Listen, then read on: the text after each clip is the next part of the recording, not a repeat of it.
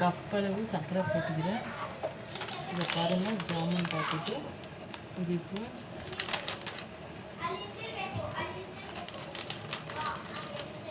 இது கட் பண்ணி இதெல்லாம் ஊற்றி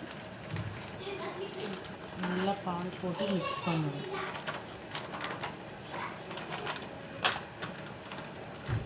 ஏலக்காய் எடுத்துக்கிறேன். இது வந்து நல்லா கொஞ்சம் நைஸ் பண்ணுறேன். இப்போ இதில் இந்த சர்க்கரை தண்ணியில் பாக்கு எடுக்கிறேன். இதெல்லாம் போடணும். பாருங்கள், இந்த மாதிரி நான் 3 ஏலக்காய் எடுத்துக்கிறேன். இது போட்டுக்கிறேன். இப்போ வந்து நல்லா பால் ஊற்றி நல்லா கலக்கணும். இது பாருங்கள், பால் ஊற்றி எடுத்துக்கிறேன். பால் ஊற்றி நம்ம தண்ணி கூட ஊற்றலாம், பாலும் ஊற்றலாம்.